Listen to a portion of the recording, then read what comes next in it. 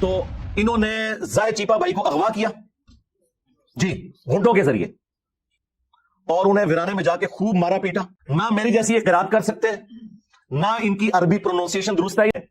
اللہ بھی پیچھے، رسول بھی پیچھے.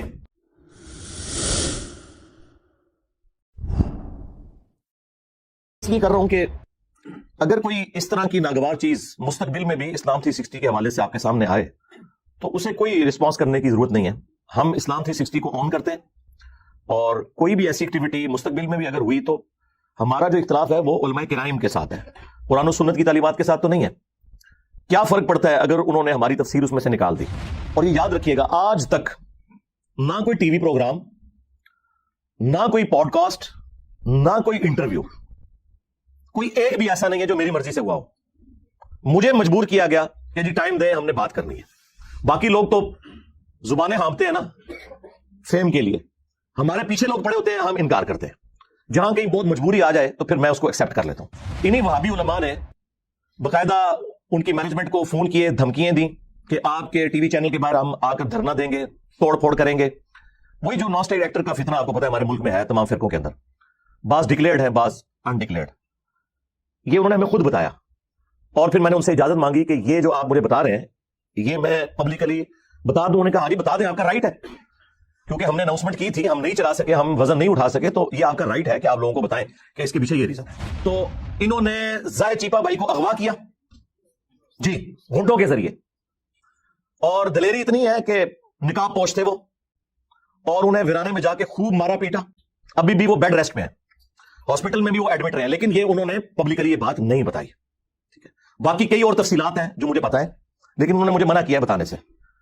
انہوں نے مجھے اسی وقت ای میل کی، اور یہ بات صرف انہوں نے مجھے بتائی یا اپنے جو ٹیم ممبرز تھے ادھر کے، ان کے آفس کے، ان کو بتانا ضروری تھا، کیونکہ مستقبل میں کوئی آپ نے لائے عمل تیار کرنا ہے تو اس کے لیے ٹیم ممبرز کو ساتھ لینا ضروری ہے.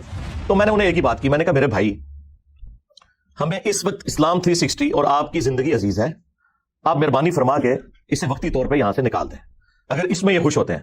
ٹھیک ہے، یہ تو نکال دیں گے، لیکن قرآن اور حدیث تو نہیں نکال سکتے نا. ان کے گلے کی ہڈی جو ہے 2812 صحیح بخاری کی حدیث اور مسلم شریف میں موجود، جو ان کے ماموں کو ایکسپوز کرنے والی ہے، وہابی ماموں پارٹی کو. اب دیکھیں یہ ہر دفعہ حرکت کرتے ہیں تو میں ان کے ہینڈلرز کو پکڑتا ہوں، بنو امیہ ان کے ہینڈلرز ہیں. میں تو سیدھا اوپر پہنچوں گا نا کہ جن کی یہ جائز شیطانی اولاد نہیں، میں کہتا چلے روحانی اولاد ہے، تو میں تو سیدھا ادھر پہنچوں گا نا. وہی عمار، افسوس اے عمار، تقتل الفئۃ الباغیہ، تجھے ایک باغی جماعت قتل کرے گی. یدعوہم الی اللہ، تم تو انہیں اللہ کی طرف بلا رہے ہوگے، وَيَدْعُونَهُ إِلَى النَّارِ، اور وہ باغی جماعت جہنم کی طرف بلا رہی ہوگی. اب چونکہ ان کے ماموں کی جماعت کو رسول اللہ نے باغی قرار دیا صلی اللہ علیہ وآلہ وسلم، جہنم کی طرف بلانے والی جماعت، جہنمی جماعت نہیں، وہ عمل جو جہنم کی طرف لے جانے والا ہے، آخرت کا فیصلہ تو اللہ نے کرنا ہے. ان 12 سالوں کے اندر پوری ماموں پارٹی کی مٹی پلید ہو گئی ہے قرآن بخاری اور مسلم کی روشنی میں. نہ تو ہم ان غالی شیعہ رافضیوں کے ساتھ ہیں جو صحابہ کرام کے اوپر لعن طعن کرتے ہیں، اور نہ ان ناصبیوں کے ساتھ ہے جو ماموں کے دفاع میں قرآن بخاری مسلم کا انکار کرتے ہیں اور اپنی آخرت کو برباد کرتے ہیں. اہل سنت کا منہج یہ ہے کہ ہم قرآن و سنت کے دلائل کی روشنی میں جو کچھ ہمارے نبی نے فرمایا صلی اللہ علیہ وآلہ وسلم، ہم اس پہ ایمان رکھتے ہیں، چاہے رسول اللہ کے زمانے کا کوئی انسان ہو یا آج کا. جو بھی رسول اللہ کے فرمان کے ساتھ بغاوت کرے، ہمارے دل میں اس کے لیے کوئی ایکسٹراڈنری محبت کے جذبات نہیں ہے. اس کی وجہ یہ ہے کہ ہم نے محبت کی تھی اللہ اور اس کے محبوب علیہ السلام کی وجہ سے.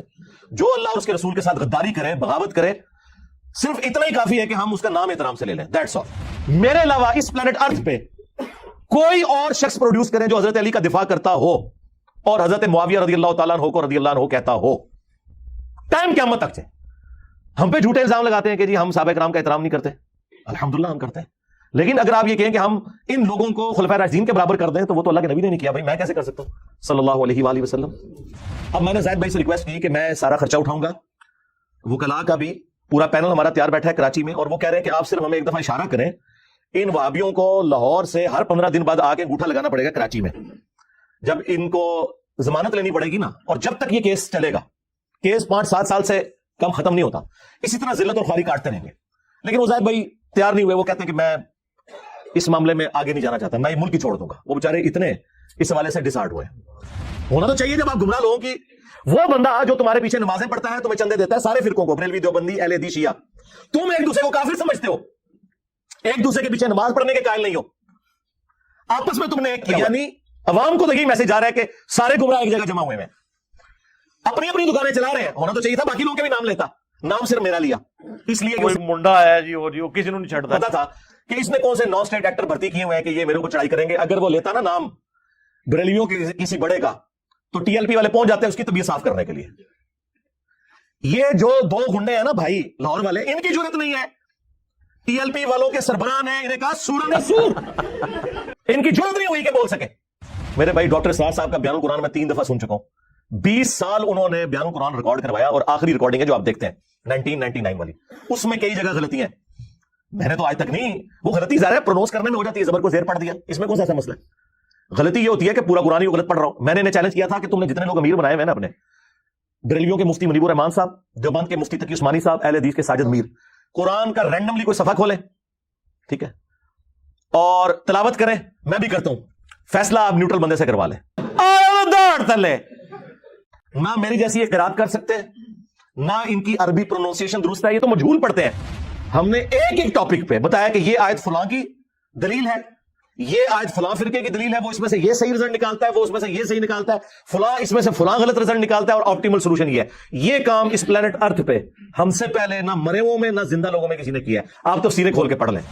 میں حالانکہ پورے لیکچر دے سکتا ہوں ان کے پرانے بزرگوں کے بارے میں بھی اور موجودہ بزرگوں کے بارے میں بھی کہ کیا کیا بلنڈر انہوں نے کیے ہیں, لیکن ہم یہ نہیں کہتے. سب کا رائٹ ہے یار, آپ بات سنیں.